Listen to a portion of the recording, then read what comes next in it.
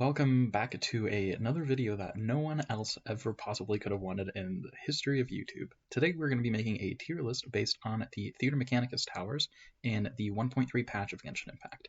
And I thought this could be useful because maybe there's some people out there who aren't really that great at tower defense or don't really like it, and this would be a good way for them to learn how different towers are better than some others and how you can create really good combos between your towers to efficiently defeat the enemies in the Theater Mechanicus rounds. So today we're going to be making a tier list out of all the towers that have been released as of patch 1.3.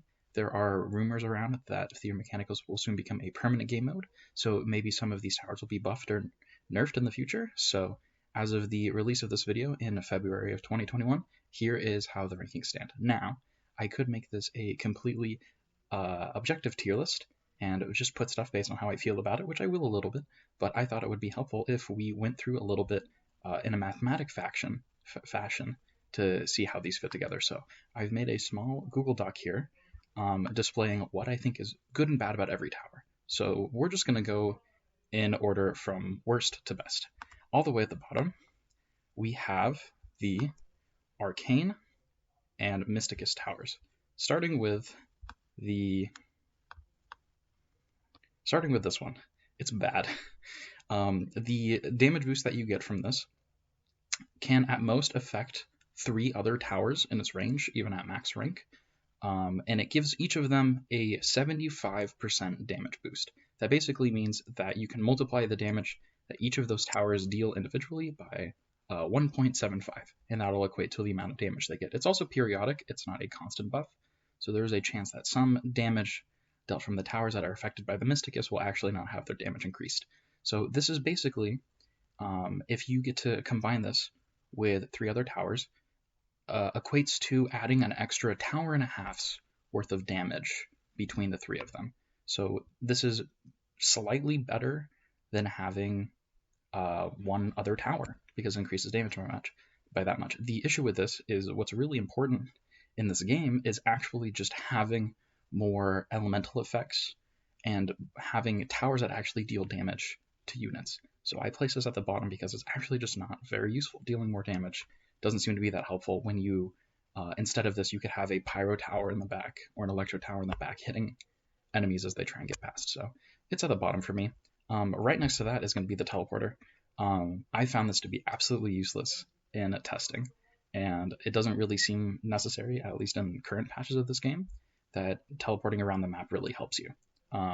Maybe even I think Sucrose is the best character to use in this event because her elemental skill is really good for keeping enemies in place along with Swirl, and even teleporting around the map to possibly swirl enemies and hit them with her elemental skill doesn't seem to be very worth it. So moving on from that, we have the point multiplier, I believe. Let's see. It is the recovery, sorry. This is okay. It doesn't do damage, it just gets you more points over the course of the game, but with the amount of starting points that you have in the later levels, like level 7, you start with 950 points to place towers. That's enough to place about 5 towers to start the game with, and that's actually plenty. So the fact that this multiplies the points you get isn't that great. So, and moving on from that, we are going to add everyone's favorite, the Animo Tower, I believe is the next one, right? Yeah. Oh, wait. Actually, no. It's the Cryo Tower. Because, and here's my thinking about this. The Cryo Tower is great. I'm sure there's many people out there that really like it, and it is really good for slowing enemies. I think that's its best use by far. Freezing enemies with this isn't exactly reliable, because if you're pairing Hydra with other towers, it's not guaranteed to freeze, as Cryo was removed and Hydra interacts with other elements, unless you were doing an entire build based on Cryo and Hydro, which I don't think is very good. But you can definitely do that at the lower levels to kill a bunch of the enemies. So it's very slow. The projectile can only hit one enemy unless you get the Cryo Tower's upgrade. It's not reliable for hitting fast enemies, even though it has a decent amount of range, and it also doesn't do very much damage. So this tower becomes a little bit better when you upgrade it, if you get the 300 point upgrade by the Arcane art, but other than that, it's not very good. Surprisingly, above that, And by the way, these are all for fully upgraded towers, is going to be the Animo Tower. And the Animo Tower isn't very good in pretty much any way. The only redeeming quality about it is that it actually does a lot of damage.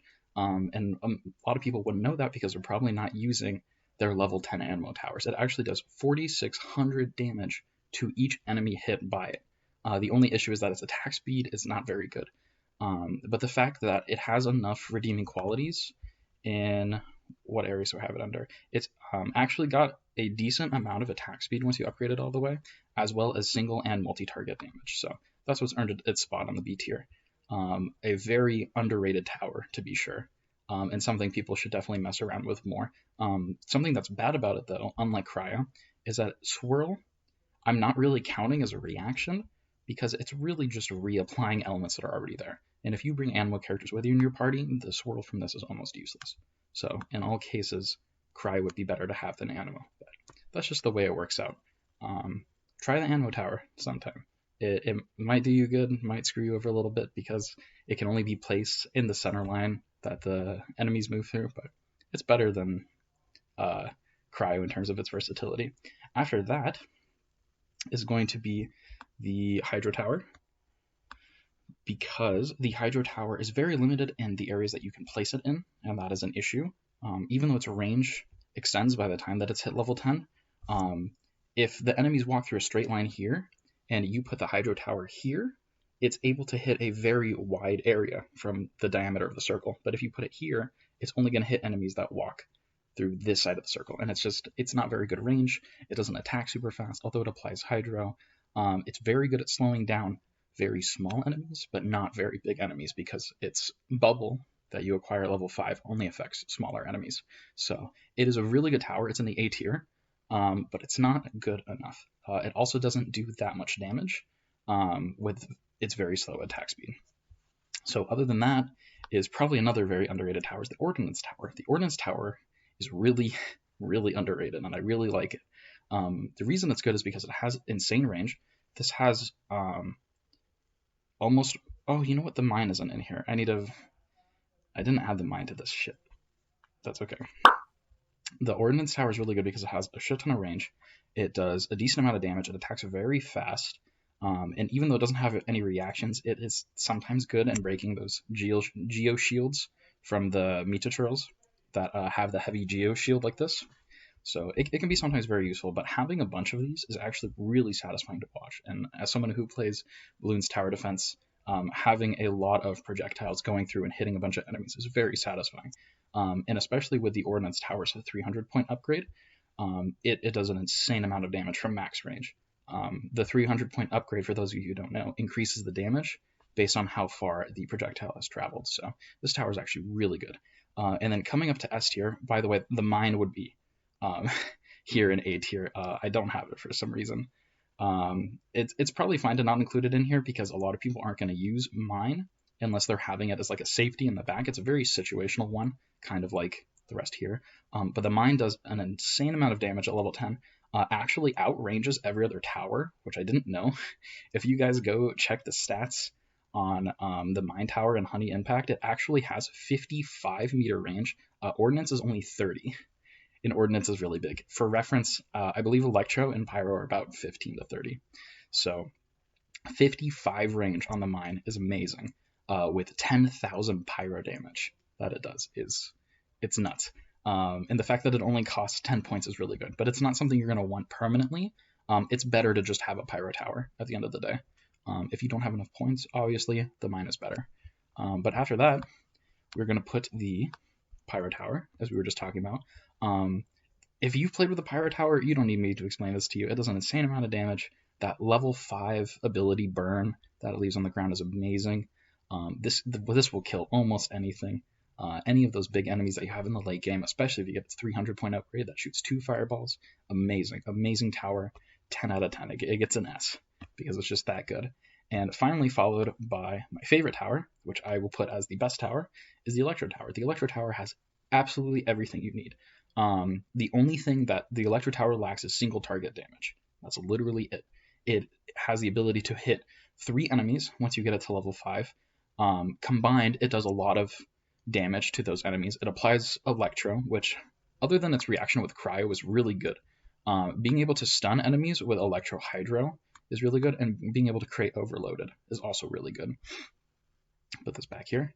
And its ability to hit multiple enemies, its ability to deal a decent amount of damage. It has really good attack speed, really good range, really good at stopping small enemies, really good at stunning enemies with shields. Just all around amazing tower. I love the Electro Tower. If you wanted to do a challenge and only use one type of tower, the Electro is probably going to win you the most, probably along with the Ordinance Tower. These probably are really good towers to have solo. So yeah, that's my tier list for Theater Mechanicus patch 1.3. Unfortunately, the mine isn't in here. I'm sorry about that, guys. But yeah, that's it. I hope everyone has a great day, and I'll see you later.